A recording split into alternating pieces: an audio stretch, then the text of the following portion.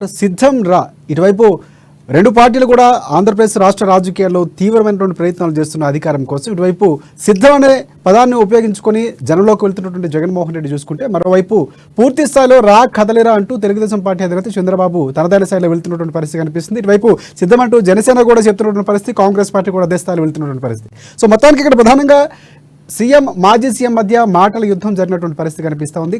ప్రధానంగా చూసుకుంటే దీనికి సంబంధించి డిబేట్ పాయింట్ మనం కంటిన్యూ చేద్దాం. ఒకసారి మనకి డిబేట్ పాయింట్లో వైసీపీ నుంచి బీసీ యువజన సంఘం అధ్యక్షులు ఎవరైతే ఉన్నారో సుబ్బారెడ్డి గారు పాల్గొనబోతున్నారు. అలాగే టీడీపీ కార్యదర్శి తాతిరెడ్డి తులసిరెడ్డి గారు మనతో ఉన్నారు.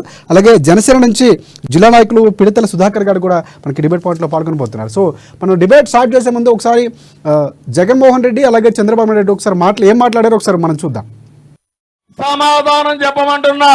మీ ఏఐజీ ఎవరైతే ఉన్నారో ఆ రోజు సుప్రీంకోర్టులో అఫిడవిట్ వేసాడా లేదా ఈ చింతలపూడిలో నేను అడుగుతున్నా, సమాధానం చెప్పమని జగన్మోహన్ రెడ్డికి సవాలు విసురుతున్నానని చెప్పి కూడా నేను మీకు తెలియజేస్తున్నా.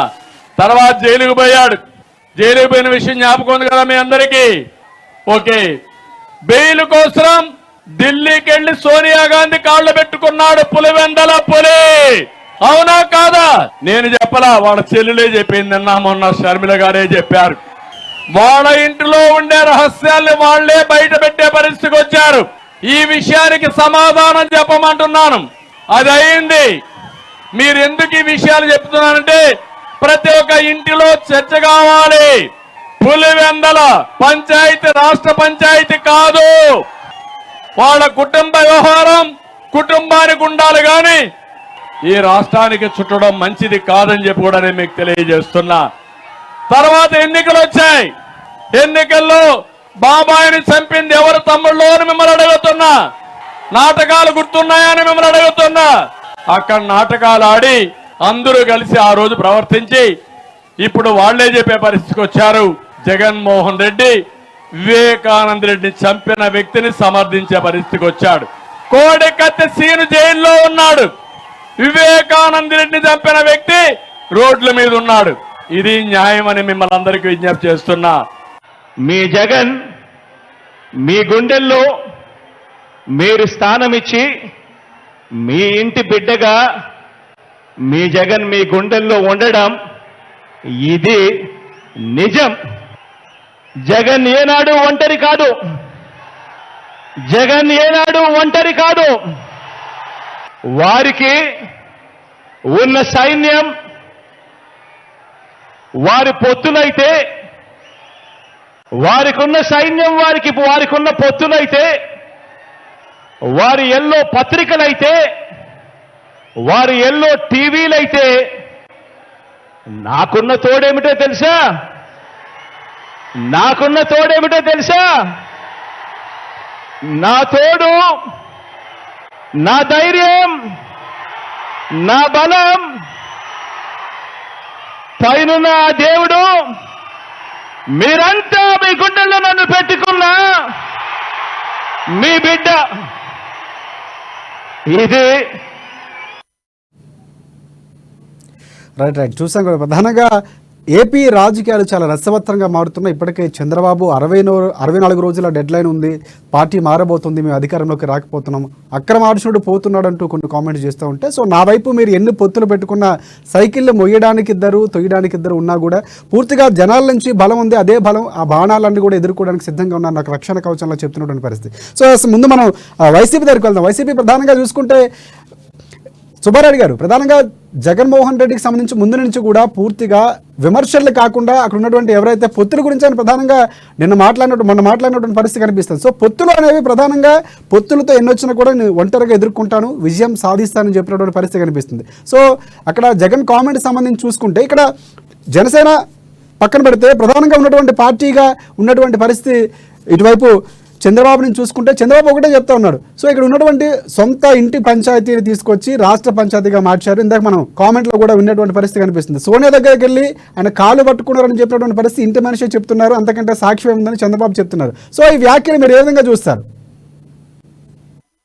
ఒకసారి నమస్తే, ఛానల్లో ఉండే సభ్యులకు అమ్మా టీవీ యాజమాన్యానికి నమస్కారం అండి. ఇప్పుడు చంద్రబాబు గారు ఏదైతే పులివెందుల పంచాయతీ రాష్ట్రం అంతా పంచాయతీ కాదు అంటున్నాడు, మంచిది సార్. ఇప్పుడు నందమూరి ఫ్యామిలీలో రామారావు గారిని ఏ విధంగా అయితే మీరు వెన్నుపోటు పొడిచారు, జూనియర్ ఎన్టీఆర్ గారిని ఆ రోజు రామారావు గారు పార్టీ పెట్టినప్పుడు రాష్ట్రం అంతా హరికృష్ణ గారు ఏ విధంగా అయితే ఆయన తన చైతన్య రథం మీద తిప్పాడు, ఆయనకు ఏ విధంగా అందుబాటులో ఉన్నాడు. నిజంగా రామారావుకు అండదండగా ఉన్న కోర్టు ఎవరున్నారంటే హరికృష్ణ గారు. ఆయనకు ఈ రోజు నందమూరి ఫ్యామిలీలో నిజమైన నటవారసుడు కానీ చైతన్య వాక్చాతుర్యంగా ఉన్న వ్యక్తి ఎవరున్నారంటే ఒక్క జూనియర్ ఎన్టీఆర్ గారు మాత్రమే.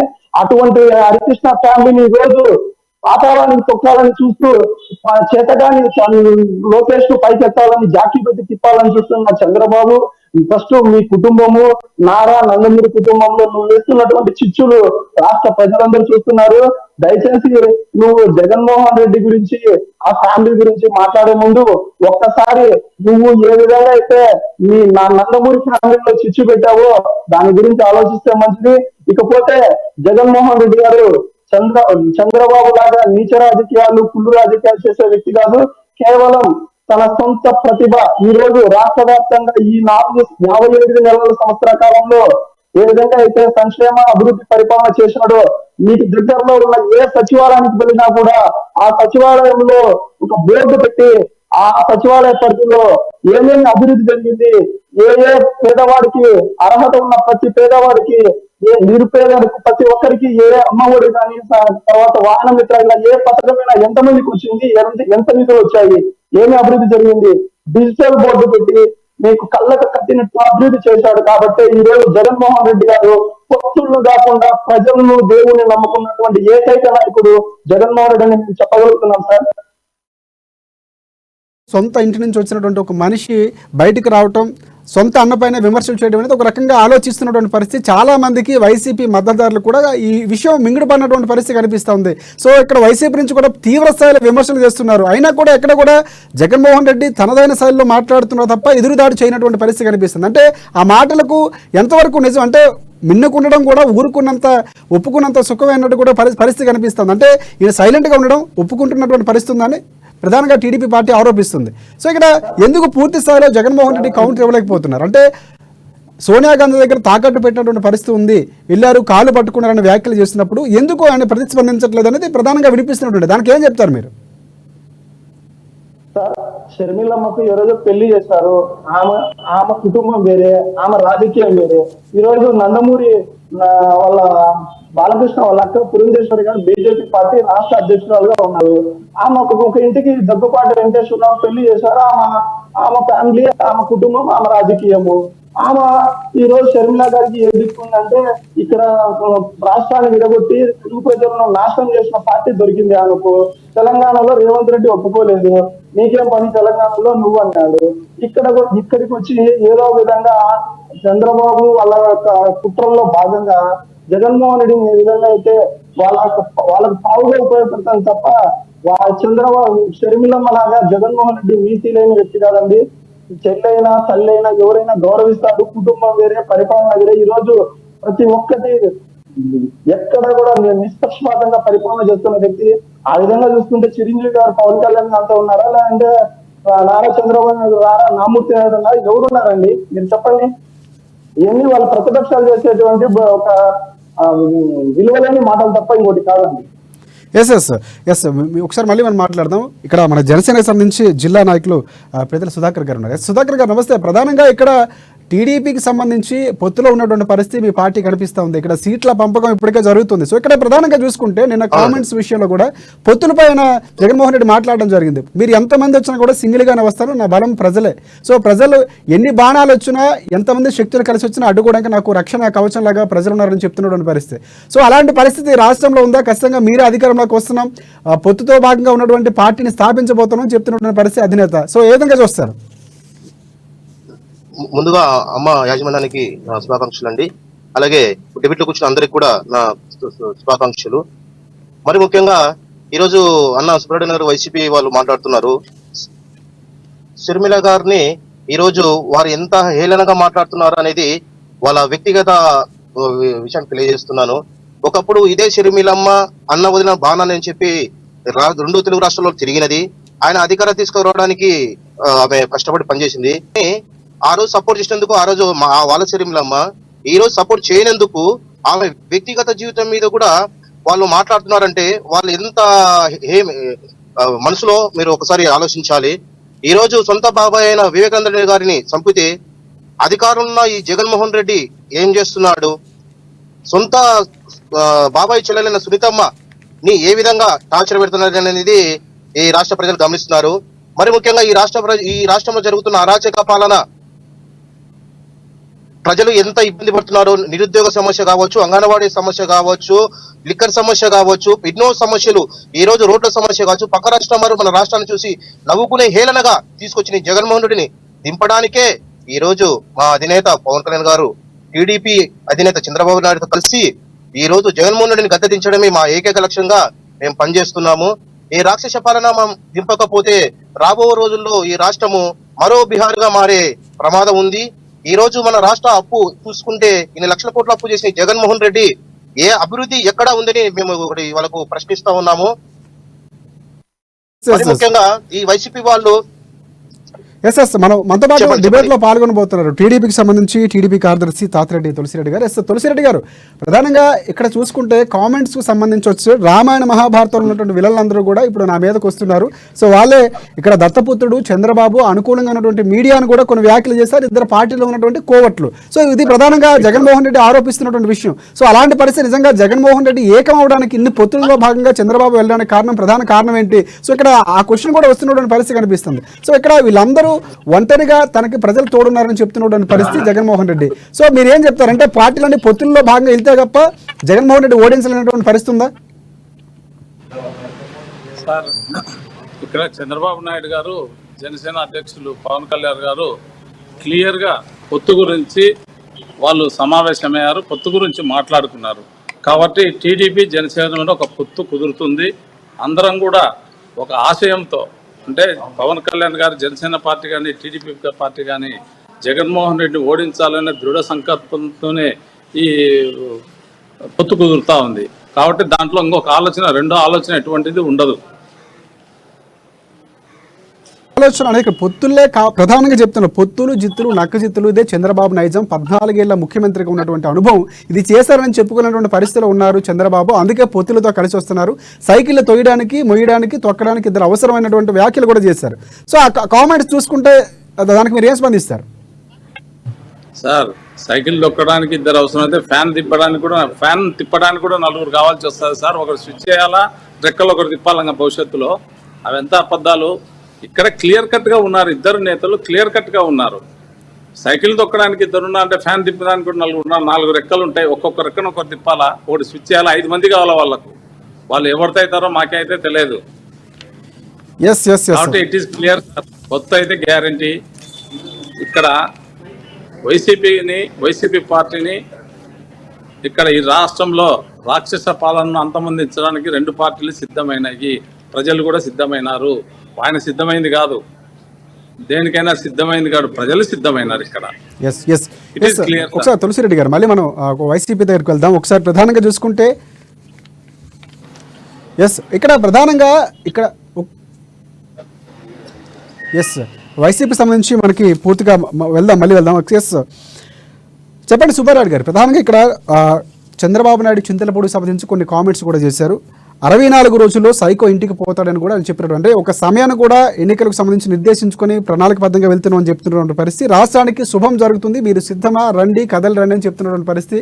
సో దానికి మీరు ఏం చెప్తారు? ఇక్కడ పూర్తిగా పొత్తులకు సంబంధించి కాదు, జనాలకి మంచి చేయాలి, రాష్ట్రానికి మంచి జరగాలని ఉద్దేశంతోనే కలిపి వెళ్తున్నామని చెప్తున్నటువంటి పరిస్థితి కనిపిస్తుంది. పొత్తుల్లో ఉన్నటువంటి భాగంలో చంద్రబాబు జనసేన పార్టీ నుంచి కూడా అదే వినిపిస్తూ ఉంది. సో క్లియర్ కట్గా మేము వెళ్తున్నాం.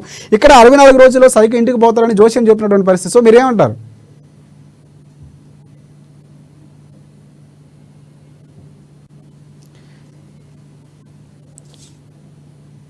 సుబ్బారెడ్డి గారు, ప్రధానంగా 64 రోజుల్లో సైకో ఇంటికి పోతాడు, అలాంటి శుభ పరిణామం రాబోతుంది, మీరు సిద్ధమా అని చెప్పి ఆయన చింతలపూడి సభలో ప్రజలు ఉద్దేశించి మాట్లాడినటువంటి పరిస్థితి. సో అలాంటి పరిస్థితులు రాబోతున్నాయని చెప్పి ఇక్కడ పొత్తులో భాగంగా ఉన్నటువంటి జనసేన కానీ ఇటువైపు టీడీపీ పార్టీ కానీ చాలా ధీమాగా ఉన్నటువంటి పరిస్థితి. సో అలాంటి పరిస్థితులు ఉన్నాయా?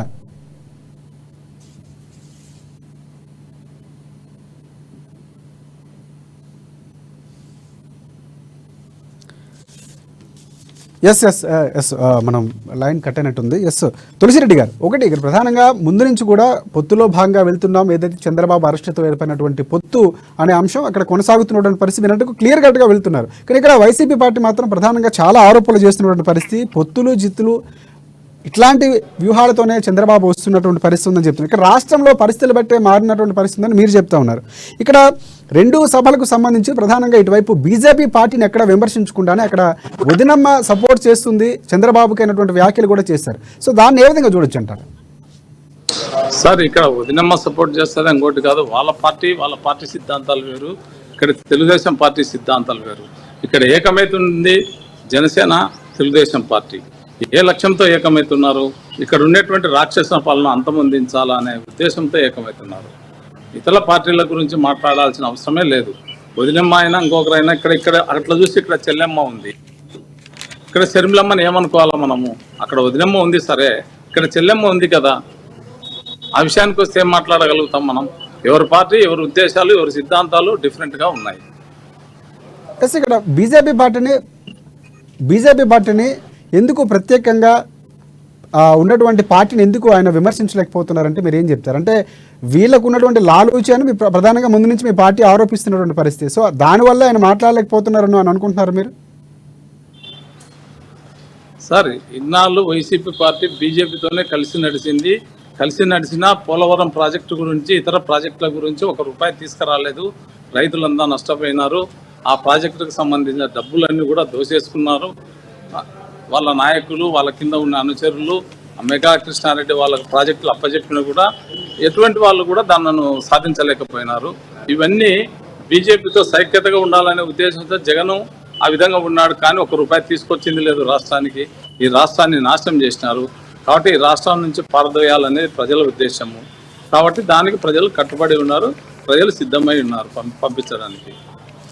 ఒకటే అండి, నిన్న చంద్రబాబు మాట్లాడుతూ కూడా మన చింతలపూడికి సంబంధించి ఫ్రీ ఇసుక అని చెప్పేసి ఆయన పూర్తిగా కూడా ఒక ట్రాక్టర్కి 5,000 తీసుకున్నారని, 40 లక్షల రూపాయలు 40 లక్షల భవన నిర్మాణ కార్మికులు ఇబ్బందులు పడ్డారని ఇవన్నీ చెప్తున్నటువంటి పరిస్థితి. కానీ ఇప్పటికీ కూడా జగన్ చాలా ధీమా వ్యక్తం చేస్తున్నటువంటి పరిస్థితి ఉంది. సో అంటే ఆ ధీమాని ఏ విధంగా అనుకోవచ్చు అంటారు?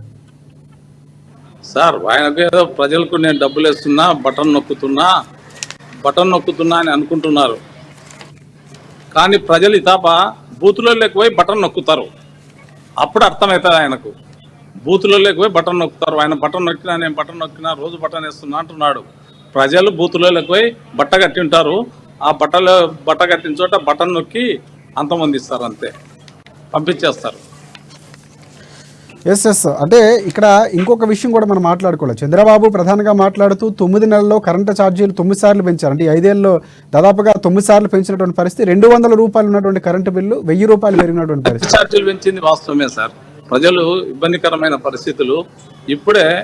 సో మీ పార్టీ ఎలాంటి స్టాండ్ తీసుకోబోతుంది? అంటే అవన్నీ నియంత్రించాలంటే ఎలాంటి వ్యూహంతో వెళ్ళబోతుంది అంటే మీరు ఏం చెప్తారు? సార్, రేపొద్దున ప్రజలకు ఎలక్ట్రిసిటీ డిపార్ట్మెంట్కు రాయితీలు ప్రకటించి కానీ తగ్గించి ప్రజలకు భారం కాకుండా ఎలక్ట్రిసిటీ డిపార్ట్మెంట్ పవర్ ఉత్పాదన ఎక్కడి నుంచి వస్తుంది అవన్నీ కూడా సమన్వయం చేసుకొని ప్రజలకు భారం కాకుండా చేయడానికి ప్రభుత్వం, తెలుగుదేశం పార్టీ సిద్ధంగా ఉంది.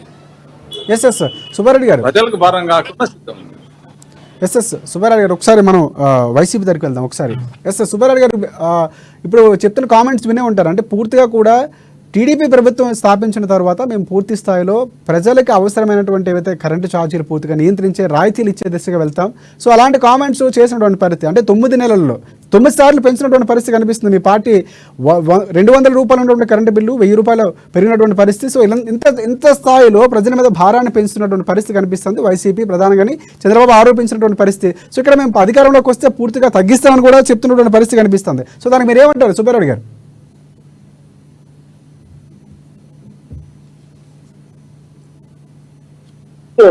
ఎప్పటికప్పుడు కాలానుగుణంగా మారుతుంటాయి.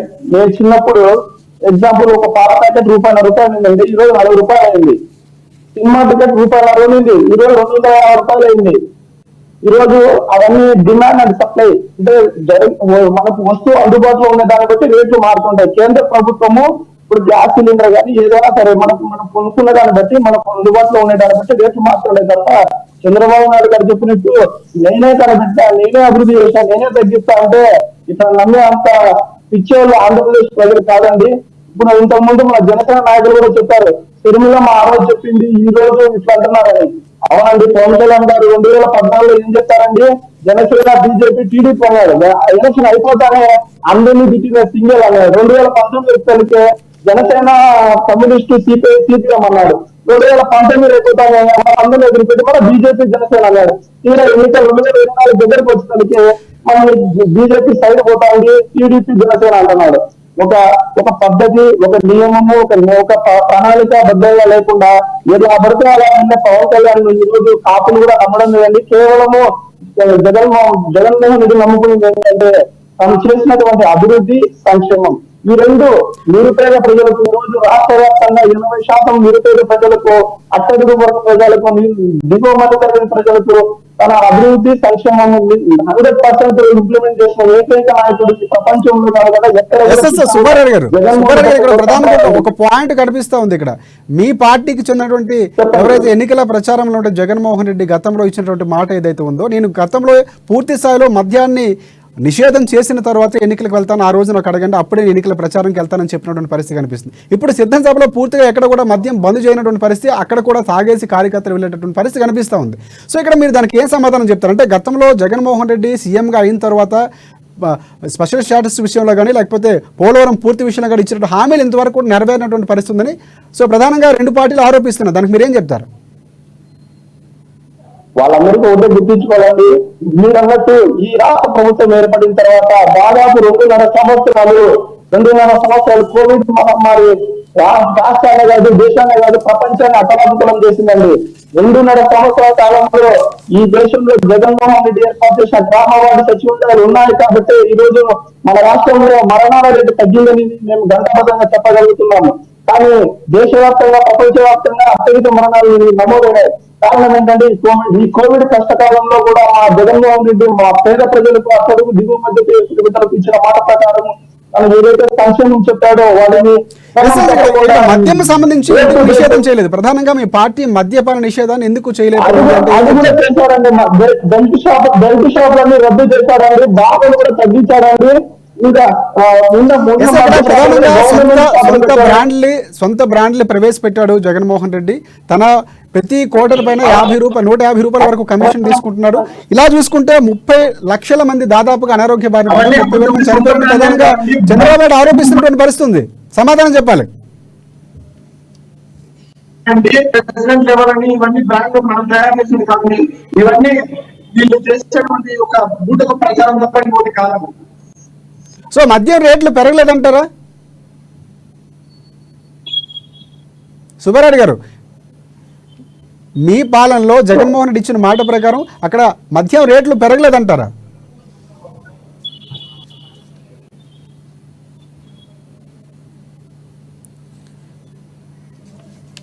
ఎస్ వినిపిస్తుంది సుబ్బారెడ్డి గారు. మద్యం రేట్లు పెరిగినటువంటి పరిస్థితి ఉంది, అది కాదంటారా మీరు?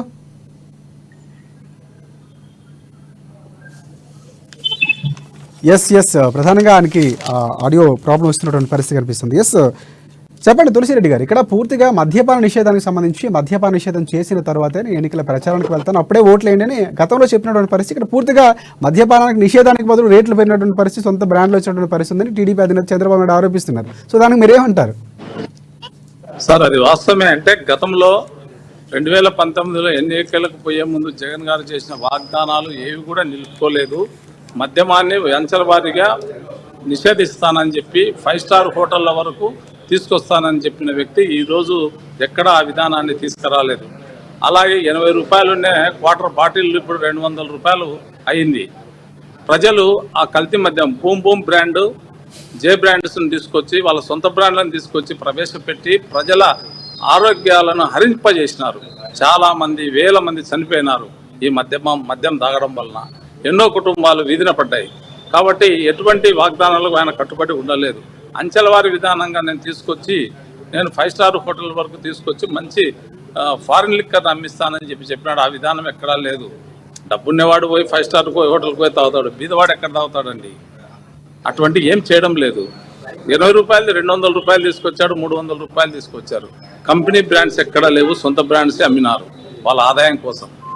ఇక్కడ ప్రధానంగా వాళ్ళ ఈ సొంత పార్టీ లాభార్జన అధినేత కోసం ఒకటి ఆరోపిస్తున్నటువంటి పరిస్థితి, 30,000 మంది వరకు చనిపోయినటువంటి పరిస్థితి, 30 లక్షల మంది అనారోగ్య బారిన పడ్డారు. సో ఈ ప్రత్యేకమైన బ్రాండ్లు తీసుకొచ్చి ప్రజల ఆరోగ్యంతో చెలగాటం ఆడుతున్నారు. వీక్నెస్ని అక్కడ ఆసరాగా చేసుకుని ఆయన సొంత బ్రాండ్లతో రేట్లు పెంచేసి వారి జీవితాలు నాశనం చేస్తున్నారని ప్రధానంగా ఆయన కొన్ని లెక్కలు కూడా చెప్పినటువంటి పరిస్థితి కనిపిస్తుంది. సో అలాంటి పరిస్థితి నిజంగా ఉందా? అక్కడ చూసుకుంటే వారు ప్రధానంగా కూడా చెప్తున్నారు, కరోనా లాంటి కష్ట సమయంలో కూడా చాలా ధైర్యంగా ఎదుర్కొన్నాం, ఇప్పటికీ సంక్షేమాన్ని అభివృద్ధిని ఎక్కడా కూడా ఆపకుండా వేస్తున్నటువంటి ప్రభుత్వం మాది అని చెప్తున్నారు. సార్ అది వాస్తవమే సార్, చంద్రబాబు నాయుడు గారు మాట్లాడింది వాస్తవమే. నంద్యాలలో కూడా మా ఎస్పీ రెడ్డి గారికి సంబంధించిన లిక్కర్ ఫ్యాక్టరీని కూడా వాళ్ళ స్వాధీనంలోకి తీసుకున్నారు కొంతమంది లీడర్లు, వైకాపా లీడర్లు. ఇక్కడ కూడా 7 హెవెన్ అని ఒక బ్రాండ్ని తీసుకొచ్చారు. ఆ బ్రాండ్ తగిన వాళ్ళు కూడా చాలామంది చనిపోయిన మా కళ్ళారా చూసినాము. కాబట్టి చంద్రబాబు నాయుడు గారు, సిబిఎన్ గారు చెప్పిన దాంట్లో వాస్తవం ఉంది. కల్తీ మద్యం ప్రవేశపెట్టారు. ఆ మద్యాన్ని తాగిన వాళ్ళంతా కూడా చాలా మంది చనిపోయినారు, కుటుంబాలు వీధుల పాలైనాయని వాస్తవం. దాన్ని మేము సమర్థిస్తాం. దాని గురించి ఎస్ జనసేన సుధాకర్ గారు, ఒకటి ప్రధానంగా మద్యానికి సంబంధించి మరొకసారి మీకు క్వశ్చన్ రిపీట్ చేస్తున్నా.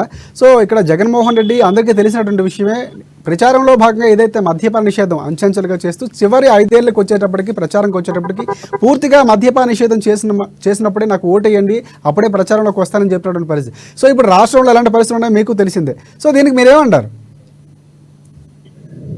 ఆ రోజు ఎలక్షన్ అప్పుడు జగన్మోహన్ రెడ్డి గారు అన్నారంటే మద్యపాన నిషేధం చేసి ఓట్లు అడుగుతానన్నమాట. వాస్తవమే, అండగా అడిగారు కదండి. కానీ ఆయన అధికారంలోకి వచ్చిన తర్వాత జే బ్రాండ్స్ అనే ఒక పేరుతో అన్ని కల్తీ మందులను అమ్ముతూ, మీరు ఒకటి తెలుసండి, ప్రతి చోట ఒక ఫోన్ పే అనేది ఉంటుంది. కానీ ఇన్ని సంవత్సరాలు, 4 సంవత్సరాలలో ఒక వైన్ షాపులలో ఒక ఫోన్ పే లేదు. అంటే అర్థం చేసుకోండి, బ్లాక్ మనీ ఎక్కడికి వెళ్తుంది, ఏం కథ, దీని ఎన్నికల ఎవరెవరు పెద్దవారు ఉన్నారు, వాళ్ళ బ్రాండ్స్ ఏ విధంగా అమ్ముకున్నారు, కల్తీ మంది ఎన్ని లక్షల మంది ప్రాణాలు ఈ జగన్ ప్రభుత్వం హత్య చేసింది అనేది గుర్తించాలి. అదే విధంగా ఈ లిక్కర్ స్కాము మద్యపాన చేస్తానన్న ఈ జగన్మోహన్ రెడ్డి ఈ మద్యపానాన్నే సూటికి చూపించుకొని కొన్ని కోట్ల రుణం తీసుకున్నాడనేది ప్రజలందరికీ తెలుసు. ప్రజలందరికీ ప్రధానంగా వైసీపీకి వెళ్దాం ఒకసారి. మళ్ళీ సుబ్బారెడ్డి గారు ఇక్కడ వర్షాలు వింటున్నారు, 150 రూపాయలు ప్రతి క్వార్టర్ బాటిల్పై కమిషన్ తీసుకున్నారని ఆరోపిస్తున్నారు. సో ప్రధానంగా అక్కడ ఉన్నటువంటి కమిషన్ ఎక్కడ కూడా ఫోన్ పే కూడా పెట్టినటువంటి పరిస్థితి కనిపిస్తుంది మద్యం షాపులపై. ఎందుకంటే ఏం చెప్తారు సార్? మీరు జనసేన నాయకులు కానీ ఈ ఏబిఎన్, TV5, తర్వాత ఆంధ్రజ్యోతి, ఈనాడు, వీళ్ళకు టీడీపీ వీళ్ళకి కనిపించేది అంతా ఏంటంటే ఒక పచ్చ కామర్లు వచ్చేది, పచ్చ కామర్లు వచ్చినడికి అంతా పచ్చగా కనిపిస్తుంది. అదే విధంగా వీళ్ళు కూడా మాట్లాడుతున్నారు. మీరు ఎక్కడికి వెళ్ళినా కూడా గవర్నమెంట్ షాప్ లో కానీ, బార్ లో కానీ వాళ్ళు కోడ్ స్కాన్ చేస్తున్నారండి. ఎక్కడ కూడా అది ప్రతిదీ వాళ్ళు ఎంత వెళ్తే డిపో నుంచి కొంటారు, ఎంతైతే మళ్ళీ అక్కడ డబ్బులు డిపాజిట్ చేయాలి. కొన్ని షాపుల్లో ఖచ్చితంగా ఫోన్ పేలు ఉన్నాయి, గూగుల్ పేలు ఉన్నాయి, క్యాష్ తీసుకుంటున్నారు. ఇక్కడ ట్రాన్స్పరెన్సీ అనేది మిస్ అవడం లేదండి. వీళ్ళు చెప్పేది ఏంటంటే తాగిన వాళ్ళు చనిపోవచ్చు, ఎవరో ఒక 100కి 1-2 వారి అనారోగ్యం రెగ్యులర్ గా తాగడం వల్ల లివర్ మారి ఎవరో 1-2 చనిపోతారు. దాన్ని భూతద్దంలో పెట్టి ఇట్లా చూపిస్తే ఇలా అండి. చిన్న ఎగ్జాంపుల్ చెప్తాను, మీరే చూడండి.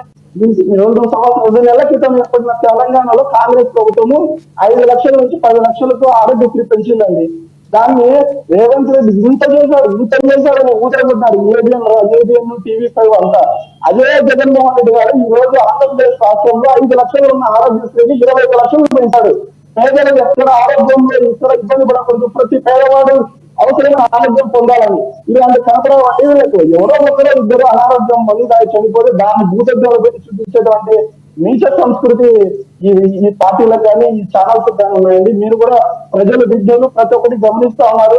చంద్రబాబు నాయుడు లాగా, పవన్ కళ్యాణ్ లాగా రోజుకు ఒక మాట, పూటకు ఒక మాట మాట్లాడే వ్యక్తి కాదండి జగన్మోహన్ రెడ్డి గారు. ఈ రోజు ఆయన ఏదైతే ఎన్నికలకు ముందు పాదయాత్రలో ప్రజలకు ఏదైతే చెప్తాడో అదంతా ఈరోజు చేస్తున్నాడు. 199% నవరత్నాలు ఇంప్లిమెంట్ చేసిన ఏకైక నాయకుడు జగన్మోహన్ రెడ్డి అండి.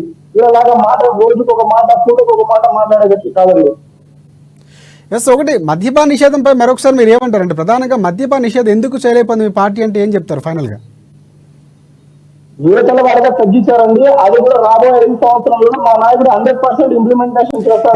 5 సంవత్సరాల్లో కంప్లీట్ గా మీరు నిషేధం చేసిన తర్వాతే ఎన్నికలకు వెళ్తామని చెప్పినటువంటి పరిస్థితి, ఒకవేళ ఎన్నికల్లో ఇచ్చినటువంటి మాటలు తీర్చకపోతే ప్రజలు వచ్చేటప్పుడు నిలదీయండి అని చెప్పినటువంటి పరిస్థితి జగన్మోహన్ రెడ్డి గతంలో ఉంది. ఇప్పుడు నిలదీస్తారు మరి ప్రజలు? ఒకవేళ నిలదీస్తే ఏం సమాధానం చెప్తారు? అవును, నిలదీస్తే మేము చెప్తామండి. అవసరానికి అనుగుణంగా ఆ రోజు చంద్రబాబు నాయుడు రామారావు గారు మద్యపాన నిషేధం చేశాడండి. చంద్రబాబు నాయుడు ఎక్కడనే మద్యపాన నిషేధం ఎత్తేసాడు. దానికి ఏం చెప్తారు? చంద్రబాబు నాయుడు ఏమైనా గుడ్డేవా, కళ్ళు లేవా, ఈ టీడీపీ నాయకులు కనపడవా? చెప్పండి. అవసరాలకు అనుగుణంగా ఈ రోజు రాష్ట్రంలో విపత్తు వచ్చింది, ప్రపంచమంతా విపత్తులో ఉంది. 2.5 సంవత్సరాల కాలము వీటిని ప్రజలు కాపాడుకోవడానికి సరిపోయింది. కాబట్టి విడతల వాడు ఎత్తేసాడు. ఈ మిగిలిన వాటిని ఎత్తేస్తే పర్సెంట్ ఎక్కడ తగ్గడం లేదు. తన ఎత్తేసిన కోల్పోతే ప్రజలకు ఇచ్చిన మాట నిలబెట్టుకునే ఏకైక నాయకుడు జగన్మోహన్ రెడ్డి అండి. ఎస్ తులసిరెడ్డి గారు ఏం చెప్తారంటే, ప్రజల మాట నిలబెట్టుకునే ఏకైక వ్యక్తి జగన్మోహన్ రెడ్డి, అలాంటి సీఎం, అలాంటి పాలన వెళ్ళిపోతున్నాం. మరో 5 ఏళ్ళలో ఇలాంటి ఏవైతే ఉన్నాయో గతంలో ఇచ్చినటువంటి మాటలన్నీ కూడా పూర్తిగా మేము మాట కట్టుబడి ఉంటాం, సో అవన్నీ కూడా నిరూపించి చూపిస్తామని చెప్తున్నారు. సో ఏమంటారు మీరు? సార్, ఇప్పుడు 5 సంవత్సరాలు అతనికి అవకాశం ఇచ్చారు. మద్యపాన నిషేధం అన్నారు, ఎక్కడా చేయలేదు. ప్రజలు ప్రాణాలు పోతున్నాయి కానీ మద్యపానం చేయలేదు. ఎక్కడ సార్? ఇంకొక 5 సంవత్సరాలు ఎక్కడో 1-2 చోట్ల మాత్రమే జరుగుతుంది. దాన్ని భూతద్దంలో పెట్టి కావాలనే దుష్ప్రచారం చేస్తున్నారు కొన్ని మీడియా సంస్థల ద్వారా చెప్తున్నారు. దానికి ఏమంటారు? కాదు సార్, ప్రతి జిల్లాలో జరుగుతూ ఉంది. మాకున్న ఇన్ఫర్మేషన్ ప్రకారం ప్రతి జిల్లాలో కూడా మరణాలు ఉన్నాయి. సో టీడీపీ పార్టీ ఏమైనా ఒక నివేదిక తయారు చేసి ఏమైనా పంపించే అవకాశం కనిపిస్తుందా కేంద్ర సంస్థలకు ఏమైనా? సార్, జిల్లా వైపు ప్రతి జిల్లా నుంచి కూడా రిపోర్ట్స్ తీసుకునే దానికి ప్రయత్నాలు చేస్తున్నారు. ఎంతమంది చనిపోయారు మద్యం వలన అని చెప్పేసి తయారు చేస్తున్నారు. ఆ రిపోర్ట్స్ అన్ని కూడా సెంట్రల్ పంపించే అవకాశాలు కూడా ఉన్నాయి సార్. జనసేన తయారు చేస్తున్నారు. సుధాకర్ గారు మీరేమంటారు? అంటే అలాంటి పరిస్థితి నిజంగా అంటే ఇక్కడ పూర్తిగా గతంలో కూడా పవన్ కళ్యాణ్ పూర్తిగా బ్రాండ్లు చూపించి ఆయన గతంలో జరిగినటువంటి విషయాలు కూడా మాట్లాడినటువంటి పరిస్థితి ఉంది. సో పూర్తిగా ఇక్కడ లెక్క చూసుకుంటే కావాలనే భూతద్దంలో పెడుతున్నారని చెప్తున్నారు. అవును, భూతదనం అండి. ఇప్పుడు ఆయన అన్నారు 100% మా నాయకుడు మాట నెరవేరుస్తాడని చెప్పి. ఇంకా రాబో ఒక 1 నెల రోజుల్లో ఎలక్షన్లు ఉన్నాయి. ఇంకా ఎప్పుడు మద్యపానం నిషేధం చేస్తాడండి? అక్కడ ఈ మద్యపానం, ఈ వైన్ షాపులు చూపించుకొని, ఈ మందు చూపించుకొని తెచ్చుకున్న కోర్టు రుణం ఎవరు తీరుస్తాడండి? ఈ మద్యపానము, ఈ మద్యను తాగి పేదవారు, మధ్యతరగతి కుటుంబీకులు అమాని పనిచేసుకుంటూ కష్టపడేటోళ్ళు చనిపోలేదని వాళ్ళని అడుగుతున్నాను. వాళ్ళ సమాధానం చెప్పండి. వాళ్ళకి తెలియదా ఇన్ని మరణాలు జరిగినది? వాళ్ళకి తెలియదా? రాష్ట్రంలో మద్యాన్ని తాకట్టు పెట్టి డబ్బులు తీసుకొచ్చింది వాళ్ళ నాయకులకు తెలియదా? ఒకసారి మనం సుబ్బారావు గారి దగ్గరికి ఆన్సర్ చెప్తారు. సుబ్బారావు గారు చెప్పండి. మాట్లాడండి మీరు.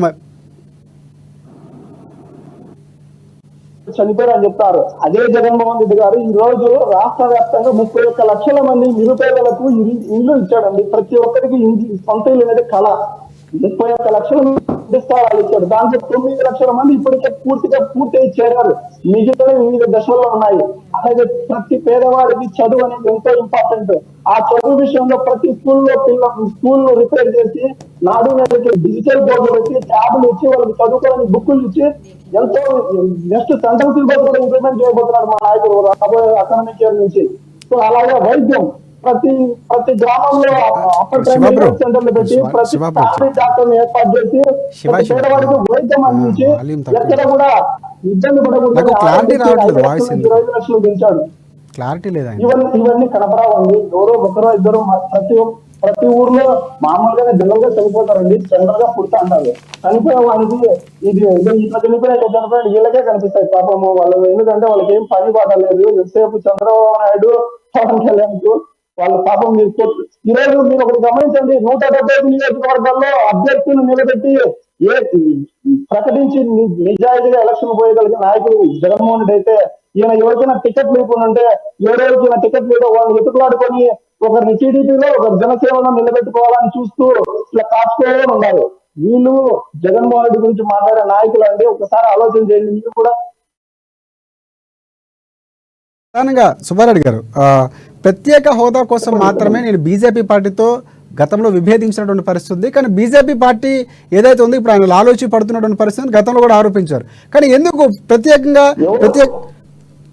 చెప్పాలి, ప్రత్యేక హోదా ఎందుకు తేలేకపోయిందంటే ఏం చెప్తారు? అంటే ఎమ్మెల్యేలు కావాల్సిన ఎమ్మెల్యేలు వచ్చారు, ఎంపీలు కావాల్సిన ఎమ్మెల్యేలు వచ్చారు. ఇంత మెజార్టీ ఉన్నటువంటి వైసీపీ ప్రభుత్వం ఎందుకు తేలేదని ప్రశ్నిస్తున్నటువంటి పరిస్థితి.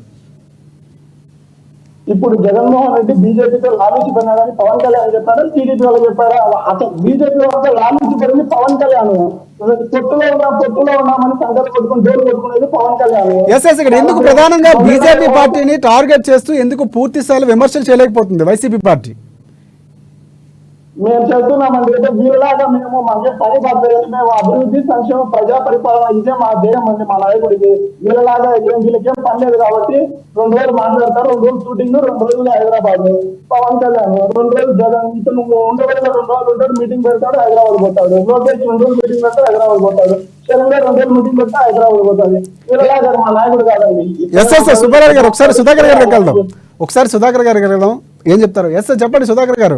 సో హీరో ఆయన ప్రత్యేక హోదా తెస్తానని చెప్పి ఆ రోజు నాకు 20 ఎంపీలు ఇవ్వండి, నేను మెడలు కేంద్ర మెడల్ వచ్చి ప్రత్యేక హోదా తెస్తున్న వ్యక్తి ఈ రోజు ఇదే జగన్మోహన్ రెడ్డి సీఎం అతని కేసుల గురించి భయపడి ఇదే కేంద్రానికి తన మెడలు ఉంచుతాడు తప్ప కేంద్రాన్ని మెడలు ఉంచిన పాపాన పోలేదు. ప్రత్యేక హోదా తెస్తాన్న వ్యక్తి ఈ రోజు ప్రత్యేక హోదా లేకుండా మోడీ గారు సంకనాక స్వయాన చెల్లెలే చెప్పింది, కాంగ్రెస్ ప్రభుత్వం ఉన్నప్పుడు వాళ్ళ కాలు పట్టుకుంది, వీళ్ళ కాలు పట్టుకుందని చెప్పిన వ్యక్తి వాళ్ళ కుటుంబ విషయాలు వాళ్ళు ఉన్నారు. ఇలా ప్రత్యేక హోదా తెచ్చిన వ్యక్తి మళ్ళా ఎందుకు తేకుండా ఎందుకు రాలేదు జగన్ అడుగుతున్నారని అలాగే అంటున్నారు.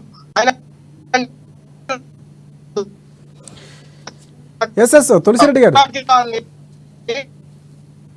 తులసిరెడ్డి గారు ఇక్కడ మన ప్రధాన ఇంకొక విషయం, ప్రత్యేక హోదాకు సంబంధించి పూర్తి స్థాయిలో గతంలో ప్రత్యేక హోదా అంశంతోనే బయటకు వచ్చిన పరిస్థితి టీడీపీ పొత్తులో భాగంగా. సో ఇక్కడ అదే పాయింట్ రేజ్ చేసి ప్రజల యొక్క సెంటిమెంట్ ప్రత్యేక హోదా అనేది ఖచ్చితంగా వైసీపీ పార్టీ తీసుకొస్తున్న నమ్మకంతో ఓట్లు వేసినటువంటి పరిస్థితి చెప్తున్నటువంటి పరిస్థితి సాధారణంగా జనాల నుంచి వస్తున్నటువంటి మాట కూడా. సో ఇక్కడ ఆ ప్రత్యేక హోదా అనే మాట మాత్రం పూర్తి స్థాయిలో లేనటువంటి పరిస్థితి కనిపిస్తుంది. సో దానికి మీరు ఏమంటారు? అసలు మీ పార్టీ వచ్చాక ఏమైనా ప్రత్యేక హోదా పరంగా ప్రయత్నం చేసే అవకాశం ఉందా? సార్ వాస్తవమే, అప్పుడు 2019లో ఎలక్షన్ టైంలో ప్రత్యేక హోదా తీసుకొస్తామని జగన్ గారు చెప్పడం వాస్తవము. నాకు 22 ఎంపీలకు 23 అందరినీ ఎంపీలను ఇవ్వండి, నేను కేంద్రం మెడల్ వంచి తీసుకొస్తానని చెప్పిన మాట వాస్తవం. సుధాకర్ గారు కూడా దాంతో ఏకీభవించారు. అది అయితే వాస్తవము. కానీ గెలిచిన తర్వాత ఎంపీలు ఒక్కటి కాకుండా ఒకటి ఈ ప్రత్యేక హోదా గురించి పార్లమెంట్లో మాట్లాడలేదు. జగన్మోహన్ రెడ్డి గారు కూడా ఈ ప్రత్యేక హోదా గురించి మాట్లాడలేదు. కాబట్టి అది పూర్తిగా ఎన్నికల్లో ఒక ఆయుధంగా వాడుకొని ఓట్లు వేయించుకున్నారు తప్ప దాని తర్వాత అమల్లోకి తీసుకురాలేదని చెప్పి నా అభిప్రాయం. ఇంకో పాయింట్ ఏంటంటే ఆయుధంగా వాడుకున్నారు. ఇక్కడ ప్రధానంగా ఎవరైతే ఉన్నారో పొత్తులో భాగంగా దత్తపుత్రుడు కానీ లేకపోతే వదినమ్మగా చెప్తున్న పురంధేశ్వరి కూడా ఆయన కామెంట్ చేసినటువంటి పరిస్థితి. ఈ నేపథ్యంలో అందరూ కూడా నాన్ రెసిడెంట్ ఆంధ్రాస్, అంటే ఆంధ్రాలో లేకుండా మాత్రమే చేస్తూ ఉంటారు. సో ఇలాంటి పాలిటిక్స్ చేస్తారు, కానీ నేను ఇక్కడే ఉంటానని చెప్తున్నారు జగన్మోహన్ రెడ్డి. సార్ ఇప్పుడు ఈ ప్రత్యేక హోదా గురించి రీఆర్గనైజేషన్ యాక్ట్లో ఖచ్చితంగా ప్రత్యేక హోదా ఇచ్చే ప్రసక్తే లేదు. ప్రత్యేక ప్యాకేజీ మాత్రమే అని చెప్పారు. కానీ అది తెలిసి రీఆర్గనైజేషన్ ఎక్స్పర్ట్స్ అంతా ఆలోచన చేసింటారు కదా జగన్మోహన్ రెడ్డి గారు గత ఎన్నికలలో. మళ్ళా 22 మంది ఎంపీలను ఇవ్వండి, 23 మంది ఎంపీలను ఇవ్వాలి, నేను మెడల్ నుంచి తీసుకొస్తాను ఏ విధంగా చెప్తాడు సార్? జయరాం రమేష్ గారు క్లియర్గా ఆర్గనైజేషన్ యాక్ట్లో చెప్పారు. మళ్ళీ ఎందుకు చెప్తారు సార్? ప్రజలను మోసగించడానికి తప్పితే తప్ప ఇంకోటి వేరే కాదు. ఆర్గనైజేషన్ యాక్ట్ చూడండి, రీఆర్గనైజేషన్ యాక్ట్ చూడండి. ఇప్పుడు తెలంగాణ ఉమ్మడి ఆంధ్రప్రదేశ్ విడిపోయినప్పుడు యాక్ట్ తీసుకొచ్చారు, ప్రత్యేక ప్యాకేజ్ ఇస్తాం కానీ ప్రత్యేక హోదా ఇస్తామని ఎక్కడ చెప్పలే. ఆ మాట మళ్ళా 2019 జగన్మోహన్ రెడ్డి గారు తీసుకొచ్చి ప్రజలు మభ్యపెట్టి మోసగించారు. ఇదే అంశాన్ని ఇప్పుడు కాంగ్రెస్ పార్టీ కూడా తీసుకొస్తుంది. మేము వస్తే ఖచ్చితంగా కేంద్రంలోకి వస్తే మేము అలాంటి పథకాలు ఏవైతే చెప్పాము, గతంలో చెప్పాము, ప్రత్యేక హోదా ఇస్తామని చెప్తుంది. సో సాధ్యమయ్యే పని అంటారా సార్? ఎవరు వాళ్ళ అధికార దాహం కోసం వాళ్ళైనా చెప్తారు. ఇప్పుడు మేమే అప్పుడు రద్దు చేశాము, విడగొట్టాము, ఉమ్మడి ఆంధ్రప్రదేశ్ విడగొట్టాము, మళ్ళీ మేము ఇస్తామంటే ప్రజలు నమ్మే పరిస్థితిలో లేరు సార్. కాంగ్రెస్ పార్టీని నమ్మే పరిస్థితిలో లేరు. ప్రత్యేక హోదా తీసుకొస్తామంటే నమ్మే పరిస్థితుల్లో లేరు సార్. ఇక్కడ ఒక రాజధాని అంశం ప్రధానంగా తీసుకుంటే, రాజధాని వికేంద్రీకరణ అని చెప్పి ఇప్పుడు మార్చినటువంటి మూడు రాజధానులు చేసినటువంటి పరిస్థితి కనిపిస్తుంది. అసలు రాజధానికి ఆ రోజు మద్దతు తెలిపినటువంటి వైసీపీ పార్టీ తర్వాత ఎందుకు అలాంటి స్టాండ్ తీసుకుందంటే, ప్రధానంగా ఇప్పుడు మీ అధికారంలోకి వస్తే మళ్ళీ అక్కడి నుంచే మేము పరిపాలన మొదలు పెట్టబోతున్నామని చెప్తున్నారు చంద్రబాబు. సో ఇక్కడ అలాంటి పరిస్థితులు ఉండబోతున్నాయి. అంటే పూర్తి స్థాయిలో చూసుకుంటే ఇక్కడ వికేంద్రీకరణ జరుగుతున్నటువంటి పరిస్థితి ఉందని వైసీపీ చెప్తా ఉంది. సో మేము పూర్తి స్థాయిలో ప్రజలకు అనుకూలంగా వెళ్తున్నాం, ఆ నేపథ్యంలోనే పూర్తిగా దానికి విశ్లేషణ చేసే ఈ నిర్ణయం తీసుకున్నామని చెప్తుంది. సో ఇక్కడ మీరు మాత్రం మళ్ళీ అధికారంలోకి వస్తే ఇక్కడ ప్రజలు ఇబ్బంది పడతారని చెప్పినటువంటి పాయింట్ కూడా రేజ్ అవుతుంది. సో దానికి మీ పార్టీ ఏం చెప్తుంది? మన రాజధాని అనేది మా పార్టీ స్టాండ్ తీసుకున్నది. వీళ్ళ లెక్క 3 రాజధానులు, వైజాగ్, కర్నూలు న్యాయ రాజధాని, ఇంకోటి కార్యనిర్వహణ రాజధాని చెప్పడంలే. మళ్ళీ కూడా ఈ మధ్య కూడా చెప్పారు. అంటే ఇదంతా ప్రజలను, అడ్వకేట్లను అందరినీ కూడా మభ్యపెట్టారు. మీకు హైకోర్టు తీసుకొస్తామని చెప్పి కర్నూలు జిల్లాకి తీసుకొస్తామని చెప్పారు. ఎక్కడ తీసుకొచ్చారు సార్? 5 సంవత్సరాల్లో బెంచ్ ఇచ్చినా చాలు సార్, బెంచ్ ఇచ్చినా చాలు. లాయర్లకు ఎంతో దూరం పోకుండా బెంచ్ ఇచ్చినా చాలు. ఎక్కడైతే రాజధాని ఉంటుందో అక్కడ హైకోర్టు ఉండాలా. సరే, కర్నూలుకి ఏం చెప్పి న్యాయ రాజధాని చేస్తామన్నారు, చేయలేదు. కనీసం ఒక బెంచ్ ఇస్తేనే సరిపోదు. ఒక బెంచ్ ఇస్తామని చెప్పింటే మంచిది కదా, అది కూడా చేయలేదు. అందరూ లాయర్లంతా కూడా రోడ్లు ఎక్కారు ఆ రోజు. ఈ రోజు ఎవరు మాట్లాడడం లేదు దాని గురించి. ఇదంతా సార్ అన్ని కల్లిపల్లి మాటలు చెప్పారు సార్. ప్రజలు తప్పుదావ పట్టించారు. సుబ్బారెడ్డి గారు ఒకసారి సుబ్బారెడ్డి గారు ఏం చెప్తారు? కల్లబుల్లి మాటలు చెప్పారు ఆ రోజు, ఓట్ల కోసం ప్రజలు మభ్యపెట్టే దిశగానే కామెంట్స్ ఉన్నాయి తప్ప పూర్తి స్థాయిలో రాజధాని విషయం కూడా రాజకీయ అవసరాల కోసం మార్చుకున్నారు అంటున్నారు. మీరేమంటారు?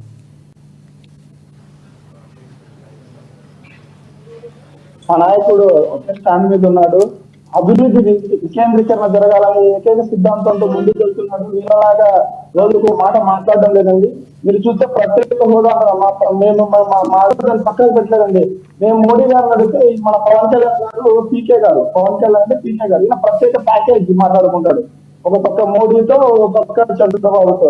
ఈ ప్రత్యేక ప్యాకేజీ వాళ్ళు మధ్యలో ఉండడంతో వాళ్ళు కూడా ఏమనుకుంటారంటే బీజేపీ వాళ్ళు మనకు చాలా ఈ ఉద్యోగులు మనకు పవన్ కళ్యాణ్ ప్రత్యేక ప్యాకేజీ పౌరులు తీసుకున్నా సరిపోతుంది, మనం ఆంధ్రప్రదేశ్ ప్రజలకు ప్రత్యేక ప్యాకేజ్ హోదా ఇవ్వాల్సిన అవసరం లేదు, మనకి ఎలాగ వచ్చారు పవన్ కళ్యాణ్ చంద్రబాబు ఎట్లా ఆయనకు షూరిటీ ఇచ్చి మనల్ని బెయిల్ తీసుకుని వచ్చారు. ఆయన రాష్ట్రం అంతా భవిష్యత్తు నా షూరిటీ అంటారు. సో ఇద్దరు షూరిటీలు పెట్టి ఆయన బయటికి వచ్చారు కాబట్టి ఆ షూరిటీలతో ఈయన ప్రత్యేక ప్యాకేజీ తీసుకుని ప్రజలందరినీ ఏ విధంగా అయితే ముంచాలని ప్రయత్నం చేస్తున్నారు తప్ప ఇంకోటి కాదు. వీళ్ళ మాటలు నమ్మేదంటే ఆంధ్రప్రదేశ్ ప్రజలు ఎక్కడ సిద్ధంగా లేరండి. ప్రజలు ఎప్పుడో ఫిక్స్ అయిపోయారు. వీళ్ళు పొద్దున వీళ్ళ అభ్యర్థులు ప్రకటించమని మా నాయకుడు నిజాయితీగా 175 మంది నియోజకవర్గాల అభ్యర్థులు ప్రకటించాడు. వీళ్ళకి అభ్యర్థులు లేక ఎక్కడ ప్రకటిస్తే ఎవరన్నా ఉండేవాళ్ళు కూడా పోతాడేమని భయపడేవాళ్ళు వీళ్ళు.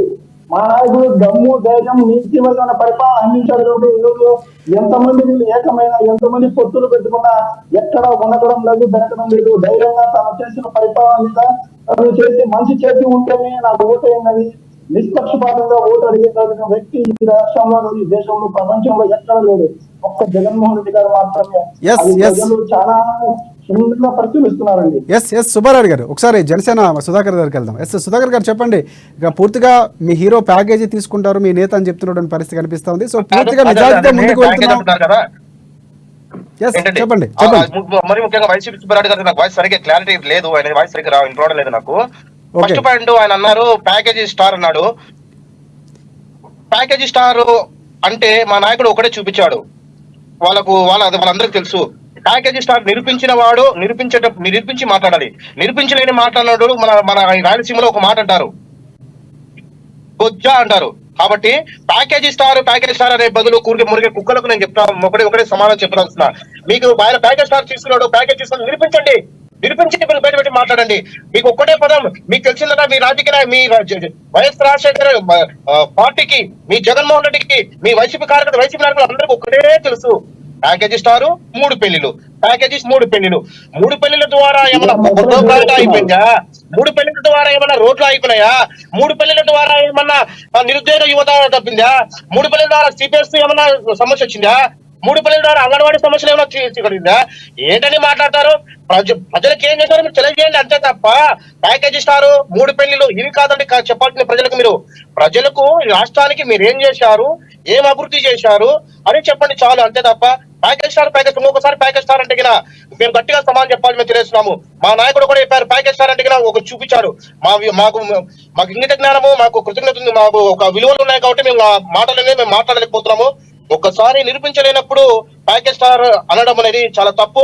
ఆ విషయం వైసీపీ కార్యకర్తలకు నాయకులకు తెలియజేస్తున్నారు. ఎస్ సుబ్బారెడ్డి గారు చెప్పండి. ఇక్కడ ప్రధానంగా పూర్తి స్థాయిలో విమర్శలు చూసుకుంటే గనక అంటే విధానపరంగా ఉండాలి, చేసిన అభివృద్ధి పరంగా ఉండాలి తప్ప వ్యక్తిగత విమర్శలు అంటే పవన్ కళ్యాణ్ 3 పెళ్లిల ద్వారా లేకపోతే ఎక్కడ నష్టం జరిగిందని ప్రశ్నిస్తున్నారు. మీరు ఏం చెప్తారు? పెళ్లిళ్ళ గురించి మాట్లాడలేదండి. ఎస్ పెళ్లిళ్ళ గురించి మేము ప్రధానంగా వైసీపీ పార్టీ గతంలో చాలా సార్లు వచ్చే లోపల ఈ మీ నాయకుడు అధినాయకుడితో సహా గతంలో చెప్పినటువంటి పరిస్థితి ఉంది. మీ అధినాయకుడు సహా మీరు అంటున్నారు ప్యాకేజ్ స్టార్ నిరూపించండి అంటున్నారు. ఒకసారి సుధాకర్ గారు ఆయన వర్షం ఒకసారి విందాం. సుధాకర్ గారు ఒక నిమిషం మీరు ఆగాలి. ఎస్ చెప్పండి సుబ్బారావు గారు.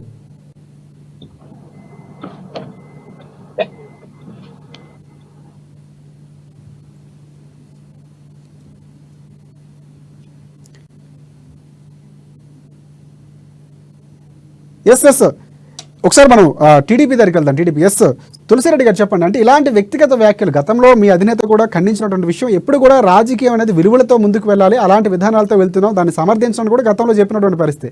సో ఇక్కడ ప్రధానంగా మళ్ళీ ప్యాకేజీ స్టార్ అనే ఒక విషయాన్ని లేకపోతే దత్తపుత్రుడు ఇలాంటి వ్యాఖ్యలు కూడా చేస్తున్నటువంటి పరిస్థితి, అధినేత కూడా చేస్తున్నటువంటి పరిస్థితి.